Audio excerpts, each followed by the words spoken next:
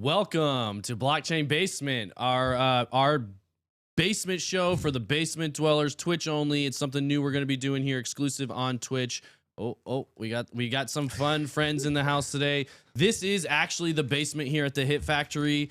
We thought it'd be appropriate, the basement chat. We talk to you guys every day on the live stream. This is kind of the after show where we're going to just hang out, chop it up with some different people that we've got here in the building. It'll be me for a while to start. We might have Frank on here. We've got Brian from Meta Money, Joel from Hit Gaming. So we're actually taking over Joel's set right now because this is the basement set where we do a lot of the gaming stuff. But we figured we'd come in and take over, so he's going to have to hang out with us while we're doing that. We're going to talk some crypto stuff. We will probably slowly start having some guests in the future from maybe somebody, your favorite people from ATB, maybe some of your favorite people from the morning shows. So yeah, and it's also gonna be Q&A. So as you guys come in and start getting into the chat, we do have the chat up there. I don't know, I know on Twitch it takes a little while for people to filter in, but if you guys are in there, drop stuff in the chat. We'll answer your questions and get right into it. So real quick, for those who I just kind of introed you guys, but just go around and tell everybody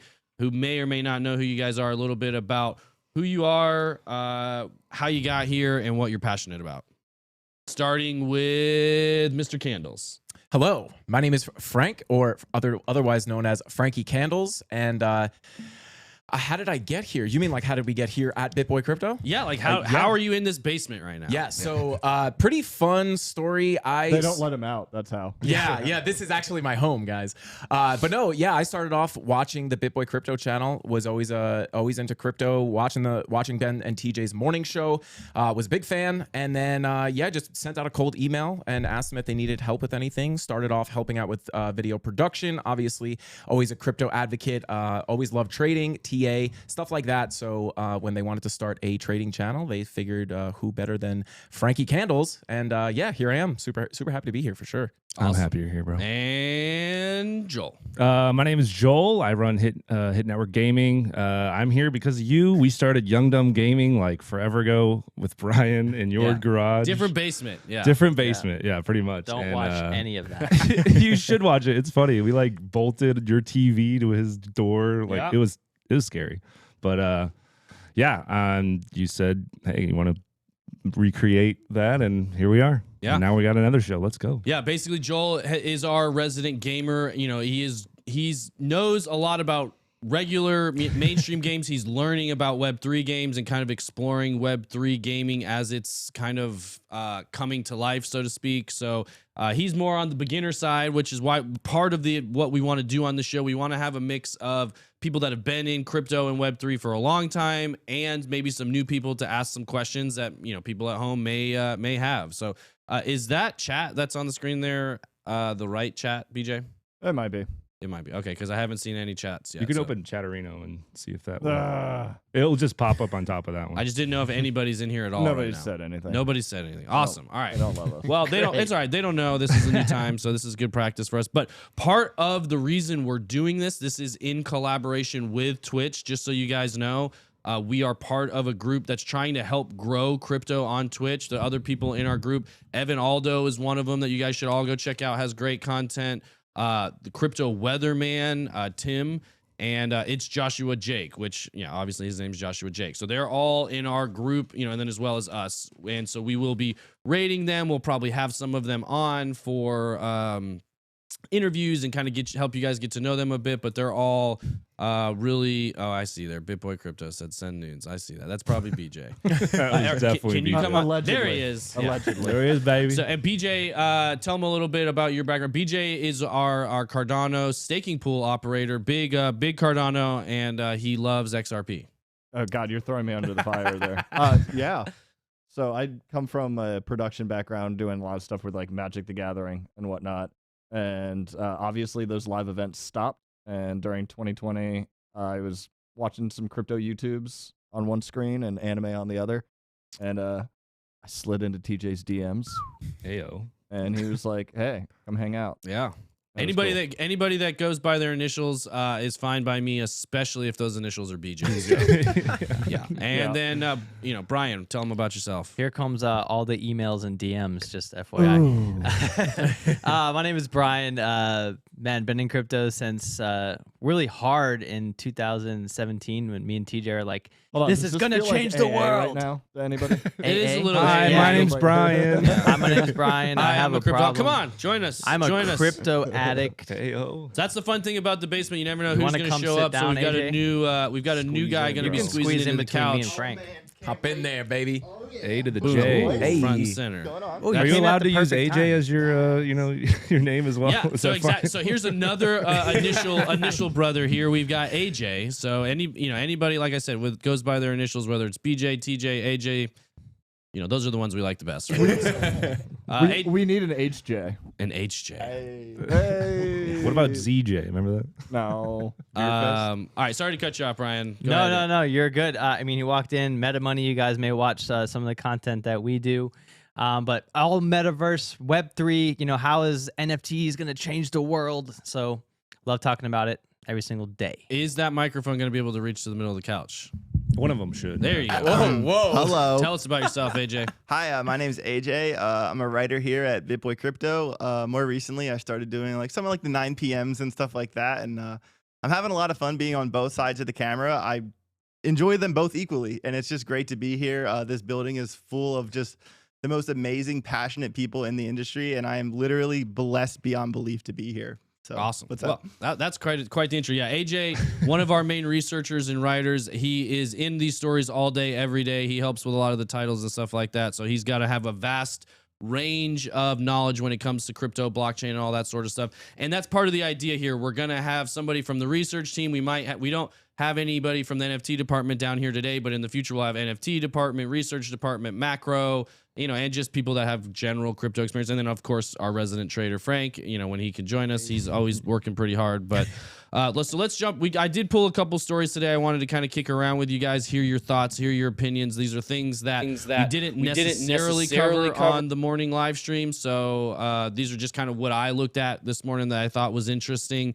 Saw the story: Blockstream joins forces with Square in crypto open patent alliance. Blockstream, for those of you who don't know, is basically a development and software support company that supports Bitcoin development, and they've joined this crypto open alliance with Square, which is designed basically to prevent against patent trolls. Wow, that puts me out of work. Yeah, exactly. Well, it's a fascinating thing. I mean, and you know a little bit about this, BJ, with patents and things like that. Basically, what happens, patents exist so that way inventors aren't afraid to share their inventions, so they don't feel like they're going to get ripped off and people just copy what they do. Is the intention of it. Just like a lot of things, China.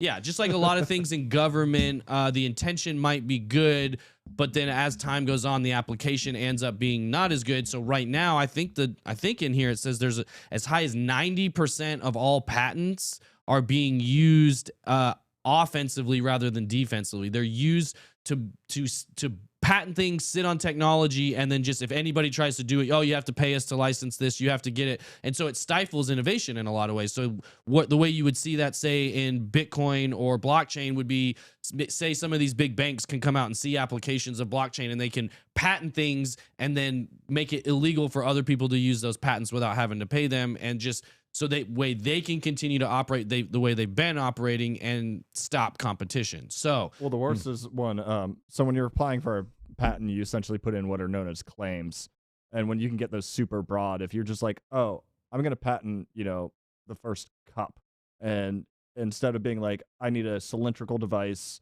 that holds liquids, versus if you're just like a liquid container, like if you got that, it's like anything that holds liquid, you're like, something that holds fuel, that's against your patent. Something you drink out of, like anything. So when they get these very broad claims and they get approval on those, that's when the patent trolls absolutely win. And it's not great for IP. Right. It's great for that person. Well, yeah, and that's basically here. It's Samson Mao, CSO of Blockstream, said in an ideal world, patent law would be reformed, but unfortunately, it's very challenging to invalidate patents, and the best defense against patent abuse is to patent and make technology available under defensive IP schemes. So the way this is going to work is all of these companies or all of these brands that join this group are agreeing to make their patents open and public, and they will not use them offensively. They'll only use them defensively, but they all have to contribute all of their patents to it. And I was intrigued by this idea. I think it could be good for crypto, but it's tough to know. Blockstream, I think it has a little bit of a mixed, review on if it's good or bad for Bitcoin. Obviously, they do a lot of good things when it comes to Bitcoin development, but it's often pointed to as one of the centralization points of Bitcoin, because realistically, if Blockstream isn't on board with some of those Bitcoin improvement proposals, it's going to be hard to get them through. So I'll start with you, AJ. Do you have any thoughts, opinions on this type of patent pool being created? And or opinions on Square from Jack Dorsey or Blockstream, those two companies kind of heading that up? What do you think? Well, that's a lot. Yeah, it is a lot. That's a whole lot. That's a lot. Yeah, and by the way, guys, I gave none of these people have any prep for this. This is just going to be a pretty off the cuff, chop it up kind of show. So, yeah, take it away. So, hold on. To be clear, like the types of patents Get up they're in that making microphone. are for. So the types of patents they're making, to be clear, is like specifically for blockchain innovation. Yes, according to the official website, it's what it's trying to do is prevent patent lockups, which is what I just explained. Technologies that may hinder the companies from leveraging developments in the future.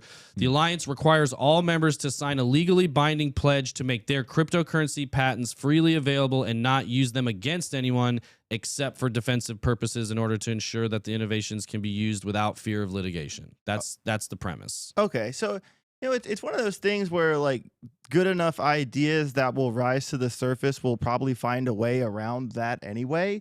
In my experience in crypto and in life in general, the cream always rises to the top, and like they're in a way that, I mean, I could see how that could be a bad thing, but that could be a good thing to stop the same idea from repeating itself 100 times. Like a bunch of people in this industry all want to do the exact same thing, and maybe this will be a good buffer against that. And like I said, the good ideas that everyone wants to use anyway will find a way through. Except when you have somebody who's super rich and goes with like King and Spalding here and gets such a broad patent that you're just locked out. That's where the issue is going to happen. Right. Yeah, that's definitely disingenuous, and that happens in all industries in general anyway. But yeah, my patent was the simplest thing ever, and I put through so far $7,000 alone. But like some of these patents, you're gonna need millions of dollars for litigation, going back and forth with the claims, to where it's like, cool, you got a sweet idea, but they can just literally run you under the blockchain, if you will. Yeah, IP is its own world, and honestly, I don't know that much about it. Yeah. Well, we'll switch gears a little bit. Speaking of litigation legislation, the EU puts crypto at the top of the list for Did IMF anybody else meetings. read that as MILF at first? Oh gosh, I did not see IMF. I did. Okay, well that's BJ for you guys. Right there. He's our resident. Nasty boy. Yeah, I was gonna say not wholesome one. Yeah. Not family friendly. But so, okay, EU, the European Union, looking to exchange views on the development of crypto legislation within the U.S. officials during next week's IMF World Bank annual meeting. So we know the IMF in the past has had some strong statements for El Salvador coming out and making Bitcoin legal tender. They threatened to not fund a major loan to El Salvador, and El Salvador said, that's fine. If you don't want to support us, we're moving this direction because we think Bitcoin gives us a better future than working with the International Monetary Fund. So as we see this moving more and more to the top of the I don't know how to say it, agenda, I guess is what you would say, globally, do you think the EU is going to be in favor, and the IMF in favor of crypto blockchain, pro blockchain regulation, or do you think they're going to be trying to stifle it and control it, Frank? Yeah. So I think the word regulation, I think, is like this super taboo word, especially in crypto. But obviously, regulation is extremely important if we want crypto to go mainstream as Starbursts. But if we want it to go mainstream, like we need some form of regulation. I think it's the overstepping of regulation that's the real problem. And listen, like with the EU and IMF, like anytime they can add, regulate something and potentially benefit off something, I think they will. They're going to see the advantages to actually regulating crypto. And I know the crypto community is absolutely going to hate it. I think a lot of crypto is very fanatical, and anytime someone mentions any type of control, especially from a government or any centralized entity, it's always seen as this horrible thing. But in my opinion, we need regulation, to push things forward. So in a way, I see this as a positive thing. And yeah, I would say I think people need to be a little less scared of regulation. Granted, it is a slippery slope, right? As soon as you as soon as you let them in the door, sometimes they overstep, and that's obviously a danger. But without any regulation, it's going to stifle the growth of crypto. I think even more. Quick question for Frank, and I know this is definitely a hard one. If there was one regulatory law you could have happen right now, what would you do? I know that's a hard question. Ooh. Was that directly to me or? Yeah, or somebody's got something. One regulatory. I would say.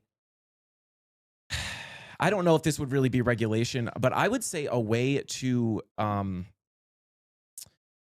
not being able to have anonymous teams, I think, is probably the number one thing. Yeah. Because listen, I don't think you can that's not overstepping at all in my mind. It would be overstepping if you're a scammer. You'd be like, whoa, I should be able to hide my identity. But in the grand scheme of things, I think you should dox anyone who's involved in a project or has any kind of functioning, is any moving part in any kind of crypto project should have to be identified, and you cannot be anonymous. So yeah, I would say I definitely agree with that. Now, what's going to happen when that passes and then everybody just runs something through a DAO? And then they're like, oh, we can be anonymous now. Or do you think that's not going to be a thing? Well, I guess DAOs is like hard questions. Well, so actually I remember this. I hosted ATB one day and this was a question, and it was like, how do you think DAOs are going to change? I forget the exact question, but it's like there's a lot of traditional systems that may have to change or adapt to DAOs, right? Mm-hmm. And I think we're just like we're in the super early stages of things still, which I know if you've been in crypto for a while, I've been in since like early 2017. Not as hardcore as I am now, but it's still a baby. Crypto is still a baby. I think we're still pretty might be farther away from actual mainstream adoption of what people think mainstream adoption is. But yeah, I think we might have to see things change in the traditional systems, but just because of things like DAOs and stuff like that. Well, yeah, and if you're talking about regulation, they're going to have a lot of regulation just around DAOs, what DAOs are. And I agree. I think the DAOs are a pretty good ways out time-wise, in my opinion, just because it's very foreign to the way things function right now. And DAO, for those of you at home, Decentralized Autonomous Organization, that's what that stands for. Skynet.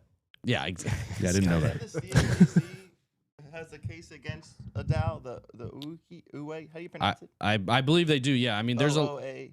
Yeah, there's been a lot of different DAOs. It's been a different way that people are able to kind of put a layer of separation between themselves and maybe some of the actions of the DAO. I know, Tornado Cash, if you're talking about regulation, that was a product of a DAO. They did go after the developers of it, but I know it was funded and came out of a DAO in and of itself. So as time goes on, that will definitely change the future, but I have a feeling it's going to be, closer to when we're all at, I would say retirement age, even though we're probably going to be closer to retirement than the typical retirement age. Are you already at retirement age, DJ? I'm not at retirement age. I'm at a retirement point in life.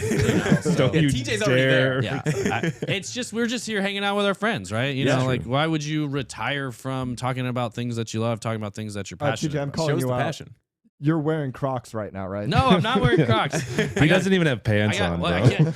He doesn't even have Nikes. Hey. All right, there you go. See, I'm not a dad yet, but I will fully go Crocs when I get into fatherhood. So It's like the father trophy, I feel like. By the way, we do see you in the chat. No meta money today. We're testing this new blockchain basement show. This, like I said, this is for Twitch only, so you guys can get it here. It's an exclusive to this channel. So tell your friends. We may may continue doing it at this time. We may shift the time a little bit, but for now we're going to probably be doing it directly after the main live stream wraps. So I have a quick question if you don't mind. yeah, hop in So there. I was curious if anyone even knows this because I haven't checked on it in a while. You mentioned El Salvador, and they were kind of like didn't really care what the IMF had to say, right? Mhm. Whatever happened with that? Like with Bitcoin dropping so low, like below 20,000 right now, like are they screwed? Like how are they actually doing? Well, Does anyone know? Yeah, they are kind of wrecked as far as when they were kind of buying the top, so to speak, or on the way up for sure. They're definitely underwater on their purchases, but they have been buying the dip.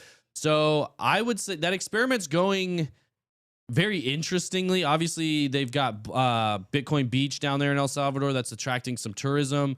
It's also become a hotbed for crime because you've got a lot of high net worth individuals going to a place that is still fairly well run and operated by organized crime down there. So it's not necessarily a pretty picture, so to speak, but they've started a movement, I would say. And next cycle through, as we get into another bull run, I think that's when everybody's gonna be like, oh, wow, they were ahead of that curve. Speaking of, that actually brings us kind of to the next. Hold on, before you get there though. Yeah. What the heck is Bitcoin Beach? I want to go there. Yeah, man. we should go there. Bitcoin Beach is a place in El Salvador where a lot of Bitcoiners started to go to start creating a Bitcoin economy, where it's basically you've got Bitcoin is now legal tender in El Salvador. You've got a lot of people with a lot of Bitcoin that want to go and spend and help teach people about this is how you hold Bitcoin, this is how you custody Bitcoin. Like if you're a vendor, say you're selling whatever you're selling from your hut, tent, whatever, say you're selling bananas. Wow. This is, I know, there wasn't any good. So if you went to McDonald's, right, they might have Bitcoin as a means of as a payment option. And That's now crazy. this is something Ben and I talk Answer about to a lot. Like, we wouldn't necessarily, like, if somebody needs to get out of a very tough situation where they're experiencing a lot of inflation, I wouldn't necessarily be advocating for them to spend their Bitcoin. I'd be telling them to save their Bitcoin and spend the local currency. But the idea, it's more for a vendor. If you want to accept Bitcoin, that's a way you can start building your Bitcoin stack slowly and have your money in something that doesn't just inflate away overnight, which is El Salvador's experience. Unprecedented inflation, kind of like Venezuela and some of those other countries, where now if you can give them access to something like Bitcoin, it gives them a way out, which is my number one thing with Bitcoin. It gives people an option to opt out of whatever their local currency is. So if you were in the British pound and it's collapsing and you're seeing your hard-earned savings just disappear overnight, now you have an option to move into something like Bitcoin. So if you're in El Salvador and these other places where you have very low property rights, you have, really very low rights in general. If you see a turnover in the dictatorship, a turnover in whoever's in charge, they could, they see their currencies go up and down like crazy. They could just lose all their money overnight. Now you actually have something that you hold for yourself. That's cool. And it can make a difference. So 2023, we're going to Bitcoin Beach? Yeah, we will go to 2023. Or 2024, somewhere in there. What is time? AJ's wearing his thong though. So Okay, cool. I answered your question before I even read it. basically, they're wrecked, but the Bitcoin maxis will bail them out, right? 100%. They're you wrecked, go. and the Bitcoin maxis will be there, and they will continue to spend, and they will continue to hang out on Bitcoin Beach. They're not scared of a few people, Wearing thongs. Yeah, it was a little worse than that. Some of the stuff that was going on down there. There was a lot of murders going on down Were there. they wearing God, that thing maybe from, we don't go. Borat? I don't know what the thing is from Borat, BJ, Borrow but I'm your sure you private have it key. in your closet. So. It fits in my pocket. Oh gosh. But on that note, we have other countries. Bitcoin to be legal tender worldwide. BTC price showing signs of bottoming out. So this is coming out of Mexico. I know they came out and announced that Bitcoin will be legal tender there. Much different. It's a much larger economy. I know another one that a lot of people have been focused on is Brazil. But as we're slowly starting to see Bitcoin being accepted, what do you think this is going to do for the next cycle? Say we get another bull cycle. And, this is open to anybody. Do you think we'll see nation states FOMOing into Bitcoin, so to speak? In the bull run, yeah. Yeah, you think so? Absolutely. It could be the next, this cycle I feel like is widely thought of as like the cycle that brought in a lot of institutions. Mhm. Maybe the next bull cycle is the nation cycle, so to speak. Yeah. I mean, that's always been part of the Bitcoin thesis. Once you start to get, sovereign wealth funds getting into, there's a lot of money out there. There's a lot of hedge funds that have a lot of money. But if you start talking about nation states, that's really where the big global money is. And that's part of what's, would push Bitcoin from it's not at $1 trillion market cap right now, but say it gets back to a $1 trillion market cap. That's what could push it from 1 trillion to 5 trillion, 10 trillion, and it gets up there with something like gold.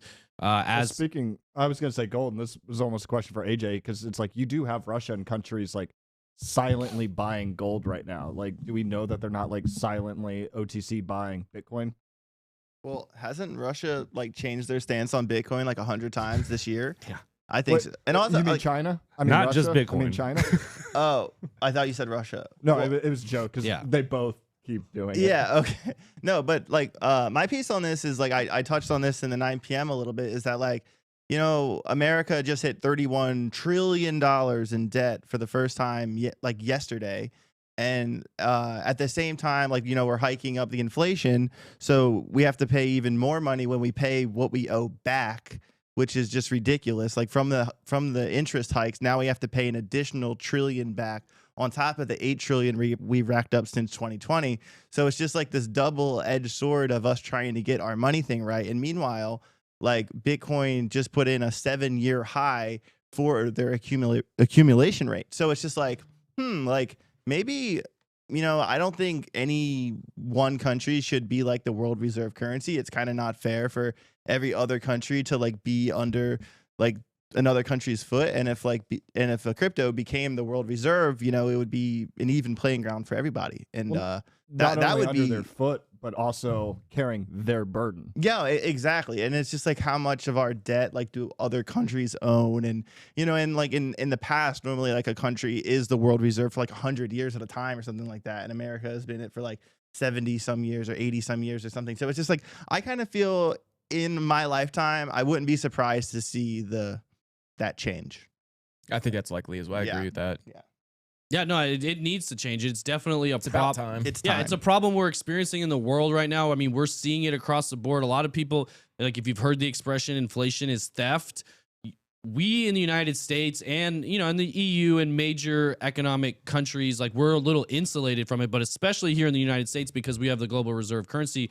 When we experience inflation, yes, it is theft of the citizens of the United States. It's robbing us of our purchasing power. It's taking from the working, lower class, middle class, and it really just puts money almost directly into the pockets of the elites. But what most people don't realize is anytime we experience inflation in the United States, all the rest of the world experiences that inflation at a higher rate, which is exactly what we just saw happen with the British pound, and currencies all across the world are getting hammered. Pounded. They're getting pounded. Perfect. Yeah. But with us raising these rates, with us, basically we're not only are we robbing our own citizens, now we're robbing the citizens of the poorest nations of the world to keep our Ponzi going. And that's exactly what they're referring to. It's not fair to other nations. It's not fair to people that work hard. Game. Yeah. Well, speaking of stepping. Ponzi's, and I'm going to try to be very diligent with the way, not diligent, but Deliberate. yeah. So it is interesting when you see the way world economies are moving around, and then you start looking at supply and demand and how certain supplies can be shut down so that there's demand from a different supplier. So it's like, as we're seeing inflation go up in the US, go up everywhere else, and we think the dollar is weakening, there's kind of a power play going on where it's like, instead of buying from somebody else, you're specifically going to start buying from us. So it's Oh, it's hey. going to be very interesting to see how that plays out. I know that guy. Oh, well, don't trip over the cords. You wanna come sit? Ben, you want to come sit? Oh my God, they were looking at my face. You did the other. There it is. Yeah, this will be a less this is a more comfortable show, This is the basement, anybody can baby. come hang out in the Runs away. basement and yeah, a lot of dudes in Do you here. know what we need? Hey, There's no room on the we couch, might, but we you got might room start on the working lap. some girls into this in the future, believe it or not. Aaron, We need don't- more Don't dudes. assume our crypto preferences. Yeah, I thought God. BJ was a girl. Oh, Come on, gosh. come on. Aaron be said, scared, Aaron Aaron. said he's tempted to sit on Frank's lap. So Come on. I've warmed it up for him. Come on, Yeah, we're maybe- trying to get views. Get in here. yeah, Get in there, maybe bro. Come next on. stream. Yeah. Hey. I tried. So yeah, that'll be Yeah. the fun, guys. We'll be rotating a lot of different stuff through here. But I mean, yeah, great points that you made regarding, to your question about nation states. I do think there have been a lot of nation states silently accumulating. Russia, yes, they've changed their stance on it a lot recently. I did see something just a couple of days ago saying that they are accepting Bitcoin for trade at this point. They'll accept ruble, Bitcoin, but they're not trading as much in dollars as they used to.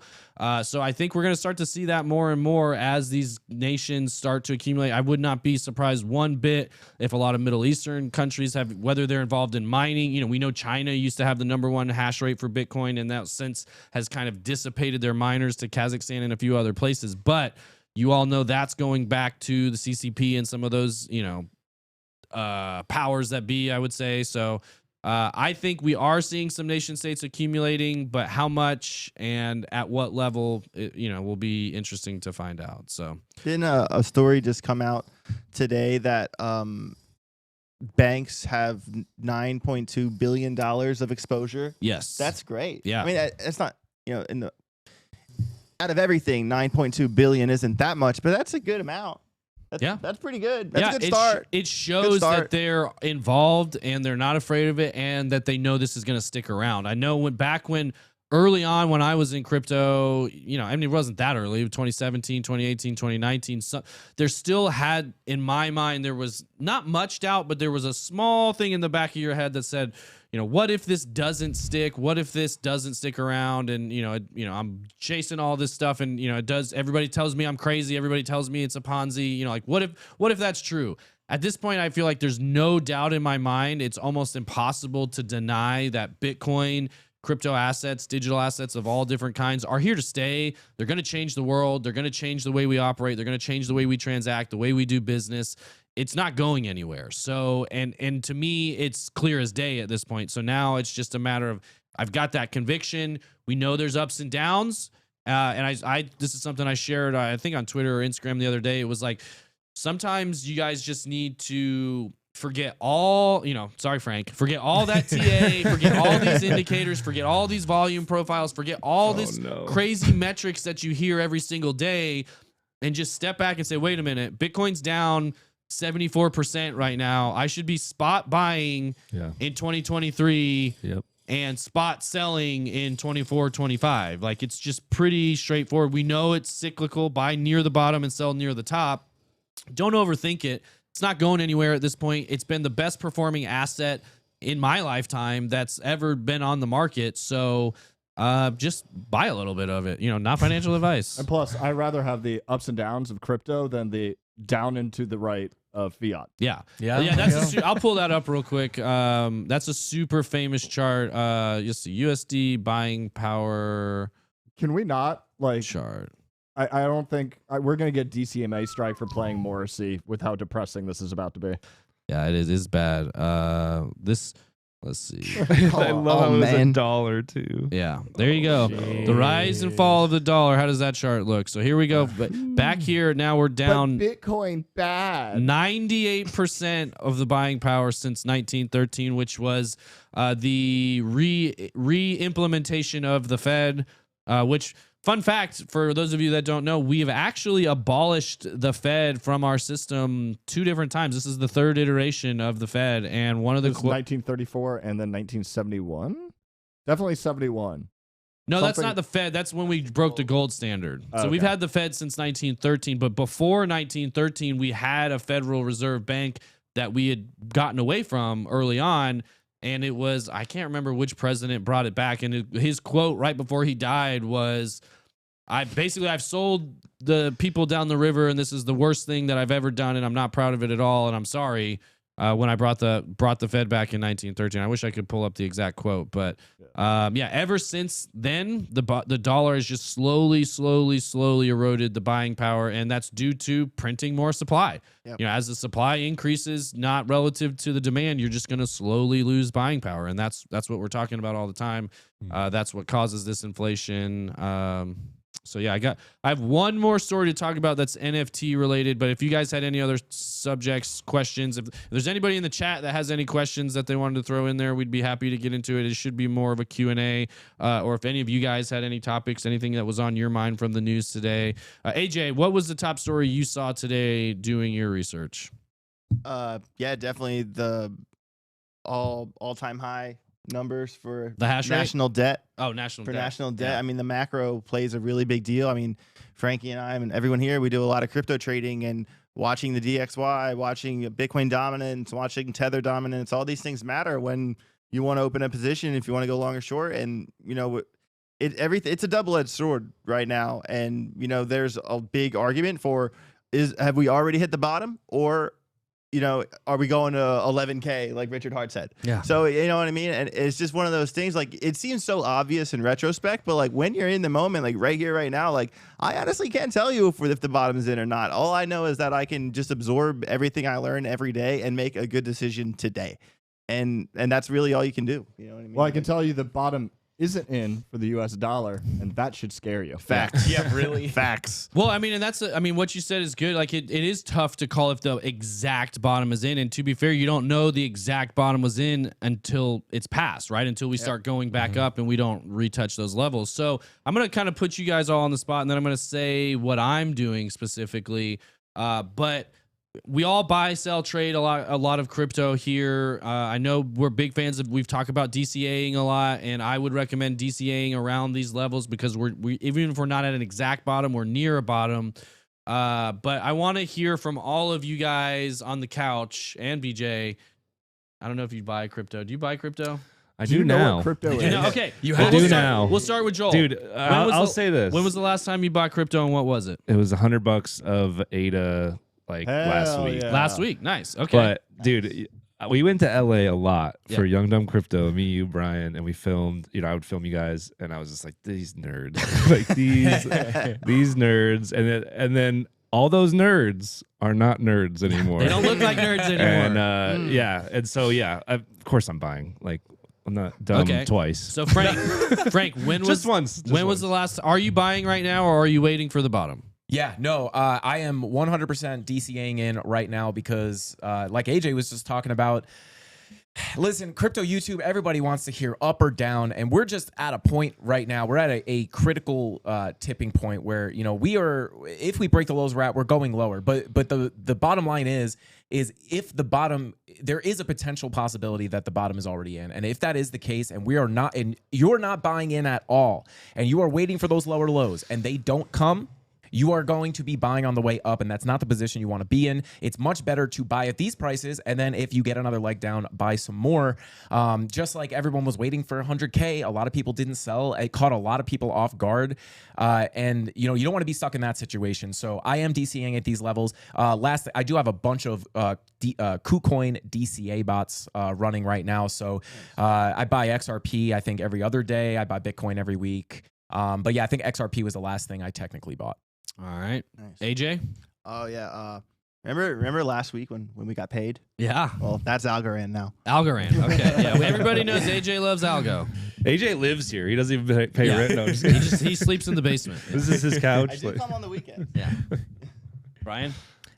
So last thing I bought was 23,000 Gala. Okay. And then I'm cashing out of 401k currently, and I'm going to DCA in $200 a week into Ethereum and Bitcoin. Nice. That's my plan. Oh, Nice. that coin with non-deterministic gas fees, and now just set itself 4 years behind with proof of work or stake. Yeah. Okay, Cardano fanboy.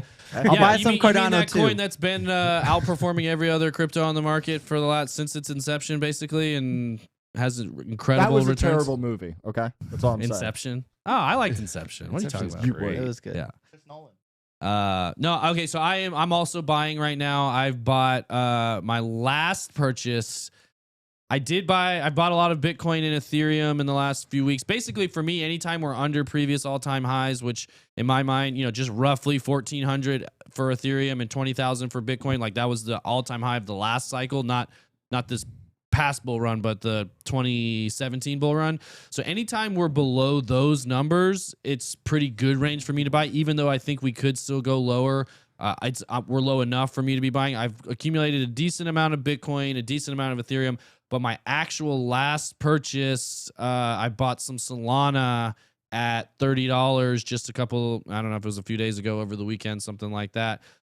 Similar level. When I look at, it seems like it's pretty much bottomed out. And then the next one on my radar is Cosmos Atom, which I know we're going to be doing an updated video on soon. They've recently changed the way the tokenomics work, which is much puts a lot more buying pressure and a lot more use on the Atom token, which is one I've liked for a long time. A lot of these coins I bought at the bottom of last cycle as well. The only reason I would be buying Cardano, I like Cardano under 50 cents, under, in that 40-cent range is a great range for it. I just happened to buy a lot of it when it was like 5 cents. So I'm pretty stacked on Cardano. Yeah. I'm pretty stacked on Cardano right now, and I am pretty stacked on Ethereum, but it's hard to not like Ethereum with all the institutional money behind it and kind of the way it's set up. Some people can call it JP Morgan coin at this point because they are very invested in the Ethereum ecosystem, very invested in consensus, which is kind of like what you've heard us at the beginning of the show talk about Blockstream. Blockstream is to Bitcoin what consensus is to Ethereum when it comes to development and that sort of stuff. The MetaMask is one of their products. So that's where I'm at with purchasing. One fear I had when I was telling this story to somebody the other night is, and Brian can attest to this, in 2018, you're buy the dip, buy the dip, buy the dip. 2019, buy the dip, buy the dip, buy the dip. And then you got March 12th, 2020, you got the pandemic crash and Bitcoin went back down to, I think, $3,800 and Ethereum was down at $89. And I only had $300 I could use on that day to buy. I bought the dip so many times, I didn't have much on the sideline to buy, but I did that day buy like 3 point something worth of Ethereum for $89. $300 worth of Ethereum at $89, got 3 point something ETH. And just kind of to sell my conviction on that I do still believe in this. And I think that moment will come again. So this time I am keeping a little bit more cash on the sideline for if something comes, say, middle or end of next year, 2023 sometime. I think we could range for a while before we get something in 2023. So Scaling DCA. Mm-hmm. Yeah. What is scaling DCA for people that aren't as familiar? Oh, I don't even know it's a thing, but I mean, basically, if you think it could possibly still go down, right? Like right now, like say I'm going to put $200 a week. Well, maybe in a month or 2 months, I start doing $300 a week. And then maybe so like make sure you like adjust whatever your cash is, whatever you have on the side, so you can scale in at a higher rate over time. So like this week is 200, next week is, 300 or whatever. And you just set those time frames based on your bankroll and what you have. So really it's bankroll management and scaling into your investments over time with bigger amounts. Who's ready to put in some buys right after midterms? Because I'm expecting a crash then. Yeah. Yep. Yeah. Totally. And this is something I don't usually put like limit orders in for whatever reason. I probably should. I just do, and I don't really even DCA the way you're supposed to. I just kind of YOLO in based on my gut feeling. Like when I bought a pretty good chunk of Solana just around the $30 just because I felt like, man, I want a pretty good chunk. Even though I already had some, I'm kind of trying to get the layer ones, competing layer ones up. I've got a lot of Ethereum, I've got a lot of Cardano, so I'm just trying to like round out some other ones. But generally speaking, you should probably be more methodical than I am, but I just generally like, oh, hey, that price looks really good. I happen to have some extra money right now. Let's throw it in there. And I've always kind of done it that way. DCA is delinquent courage acquisition. Yes, I like that. We're gonna stick with that. That sounds like a good T-shirt, to be honest. Yeah, it took me a second to remember that. I was like, I'm gonna stutter on this so badly. All right, and then I have one more story to touch on, and we'll kind of wrap it up. We don't need to go too long, but it actually comes in line with one of the questions in the chat. Someone said, "What are your thoughts on NFTs in video games?" Brian, I'll start with you, and then we're going to come to Joel. Yes. I think NFTs in video games are amazing. I think it's the first place that we're seeing them actually be used. I think NFTs have a much broader use case than just games. But I mean, gaming is super popular. I mean, a lot of gamers don't like NFTs, but once they understand, I think digital ownership, that's what an NFT is. I think over time that narrative will kind of change as more really big or popular gamers start to see the value in it.